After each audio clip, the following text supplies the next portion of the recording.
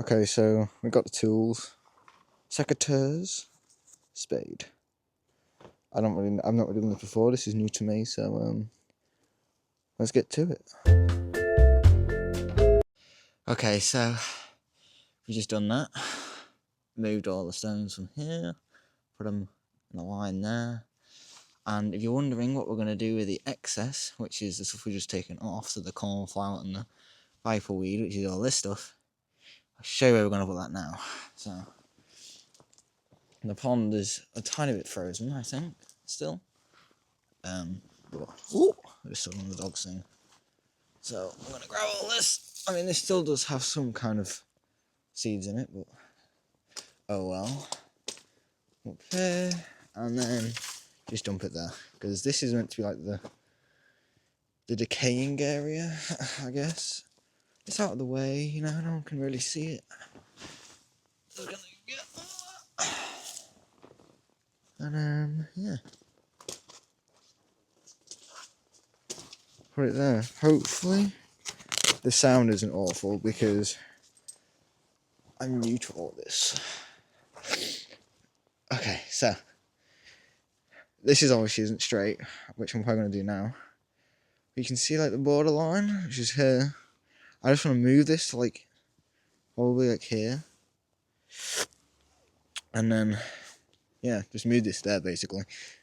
And then we can have all these flowers again, but here. One thing I did learn last year is I put more than just cornflower in. I had poppies and the other flowers are not really good on them, but none of them bloom except from the cornflower. And I'm guessing that's because I used compost. This time I'm going to try and use more of a sand mixture on this side just to see which side was better, you know. So let's get to that now. We have the line in here, and it's not cut in the middle, so we're going to see how good these secateurs are. Okay, and well, that's a bit disappointing. They do not work at all. I do not know what I'm going to do. Let's go and have a look. So, ignore the mess. This has not been done. You see what I mean? Like, I've literally lost the scissors that I need for this job. I've completely utterly lost them. Okay, so, a bit of a predicament. Last year, when I'd done this, I had a pair of scissors that were green that cut the weed layer, which is this stuff. See? Well, I didn't make them in sections, it's just one big piece with a bit of cut off at the front so you can separate so it could go around. Well, I want to cut that off this year and then replace it onto the other one. The problem with that is I don't have the scissors anymore. I've lost them somewhere and I cannot seem to find them anywhere. Okay, maybe being a bit naughty here, but I got the scissors. Not the right scissors, but they should hopefully cut. Because otherwise I actually don't know what I'm going to do, like I'm actually screwed. Moment of truth, not going to lie, I was hyping up the secateurs, I thought they might have cut through, but oh well. Look at the difference. I just killed a worm. He'll be alright. Boom. And over here, this is the worst part. I did a crap job on that corner, so I'm not really that bothered about that. Okay. So what I'm going to do now is, where the grass is and the mud is, which is what we want underneath, you have to cut through about this much. So when you go around, which I did before, like you've already seen, I just cut about that much where the grass is. You can feel it crunch. Stop. And now we're going to just lift up the turf. It's very basic. I don't know why I'm explaining it, but yeah. Let's go do that now. Okay, we got the gloves. Just going to take you guys down a little bit. I took off my jacket because it was a bit too hot or cold with that on, so... Oh my god. I'm not even looking at what I'm doing.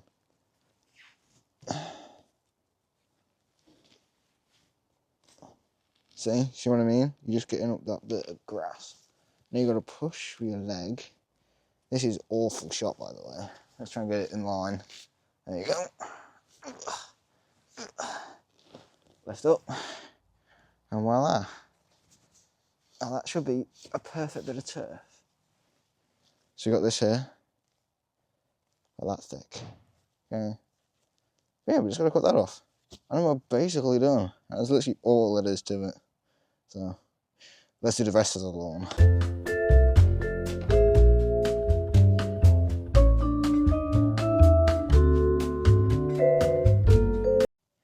Okay, so oh my god, I'm shattered. I've just got all the top layer of the soil off. I'm not even gonna bother leveling it because the garden goes down on a slope, but this is the end results before we're gonna put any of the barriers in.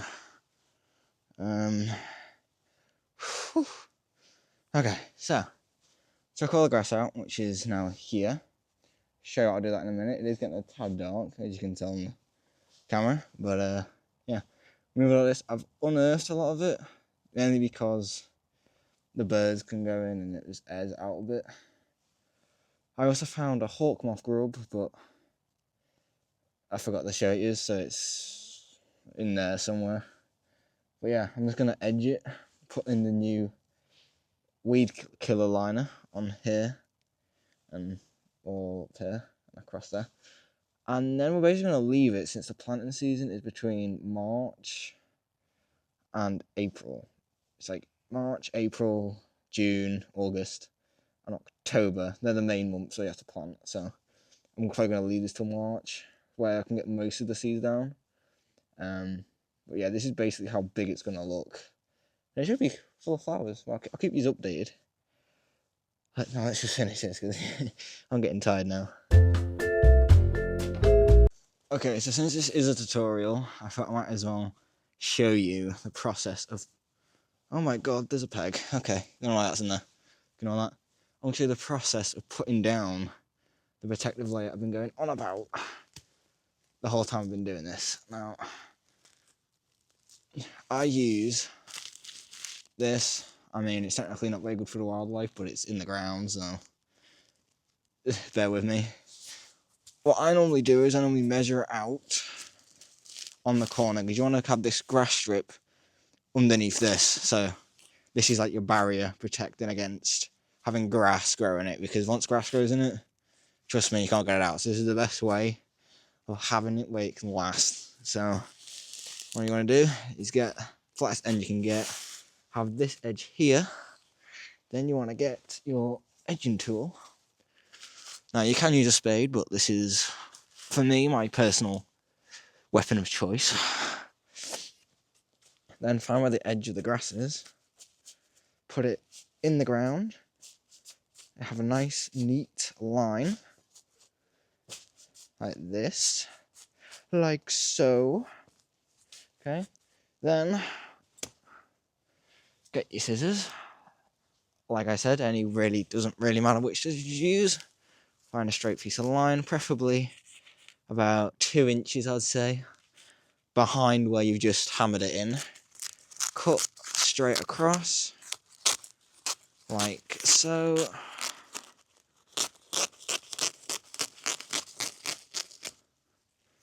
I've been doing this technique for many, many years. I cut it a bit short on one side, but it doesn't really matter. Get your edging tool again, fine, preferably line it up to where it was on the other piece, so it looks nice and neat. Push it in like that, make sure the corners are in, because the grass grows in corners better than anything else. Put it in.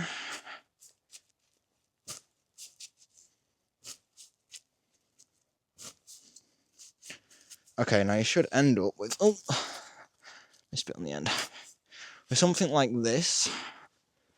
I'll just show you, So, you should end up with something like this. You see how it's all nice and neat? This is all grass, it's been hugged by either end. We're going to cut these flaps off, so it's nice and neat. So it looks like this, basically. So it's nice and neat in the thing.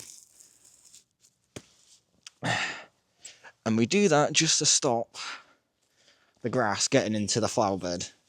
You can use raised flower beds, but it's quite natural. I mean, you can see it on this one now, but I swear when the flowers go in, you won't see it. And if you use this stuff, it's like 10, 20 quid.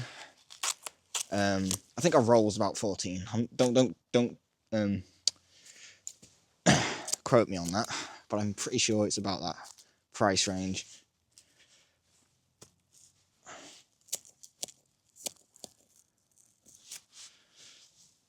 And the most annoying thing with these is all the strands that you get off it. And you got to make sure to clean it up, because plastic is bad for the environment, as I'm using it, but it's the only thing that works. Flatten the edges, because you're going to have stones on this, remember, so you don't want it to be all higgledy-piggledy and be falling off every time you want to bloody use it. Make sure there's no rocks, because trust me, when you hit something like that, you break a knuckle, so be warned. Now all we've got to do is just get this extra bit done and the corner bit done, and then we're pretty much done with the outer edges layer. Okay, so I was just changing the settings a bit on the camera so you can actually see me still, but we have now finished the edging. As you can see, we've all got the corners done, and here, this was the main problem, here there's like a little curved section, and then we got all this bit here. Now all we got to do is put the rocks back. The rocks is what makes it look, you know, usable for the people to see your garden.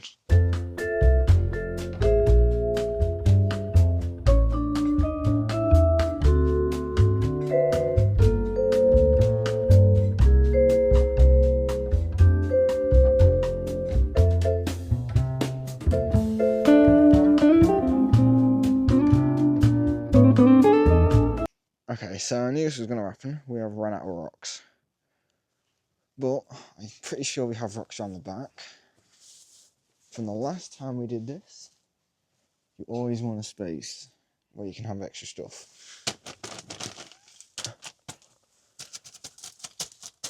Okay.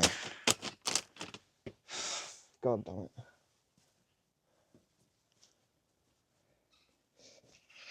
I don't know where the rocks are, so I'm going to go and get the rocks and I'll be back in a minute. Okay. So, we found the rocks. Well, I didn't really find them. I actually can't really find the ones I did have. So, I've had to steal some from here. But my idea anyway with this is that this is a raised wall. So, eventually this will be high up here. So, you won't need the rocks. So, that's my plan. But this is what we're left with. You can do whatever you want with this now. You can rake it, which is what I'm about to do now. After I've moved everything away and put it all away. Yeah, I think it looks quite good. See? Told you couldn't see the weed stopper. Yeah. What do you think? I mean, it's not perfect. It's got a bit of a bow. From here, it's a very jagged corner, isn't it? You think about it. But I honestly don't think it looks that bad. But yeah, I'm just going to put the stuff away, rake it, and then we are good to go for the day. Okay.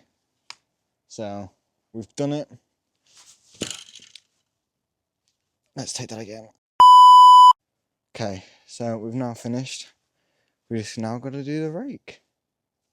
Just got to rake it with this. And I'm pretty much done. We moved everything away. Oh, put down the pyrocanther. So move all this grass over there. I mean, it's dirty for a couple of days. You need to also redo the bird feeder. But I'm pretty much done for the meadow part. We're going to move some of these in here. Just because I have loads and loads of seeds, so I'm not too worried about that stuff. And then on the next video, we're going to end up planting the ox eye. And I forgot the other one, which is in hibernation mode at the moment because it doesn't like this winter. But, you know. So what I normally do when I use rakes is I put it on the furthest end and I just pull it this way. I do technically need a new rake because this one is absolute crap. We just want to unearth the soil a bit, and this will last a while. By the time when you want wildflowers, you always want to use crap soil, which I always thought sounded ridiculous, but you got to use crap soil, and you don't want anything growing in soil, because otherwise it won't be good. It won't be too good technically.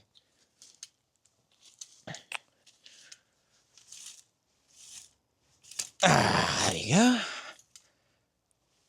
Now there is some soil here that I need to get rid of. But because I'm lazy, I'm just going to put it in this corner, since nothing really ever grows in the corners anyway.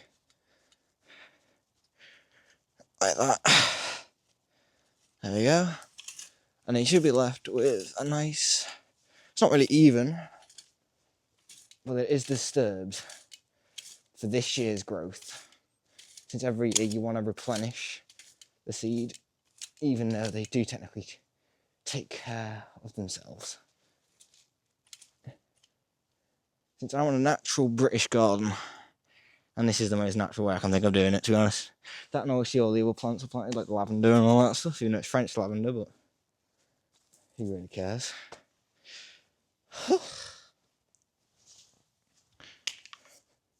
So that is basically it. I've now earthed the ground. Now we just gotta wait till it's later in the year. So enjoy the video. Please leave a like and subscribe. I'll see you guys in the next one.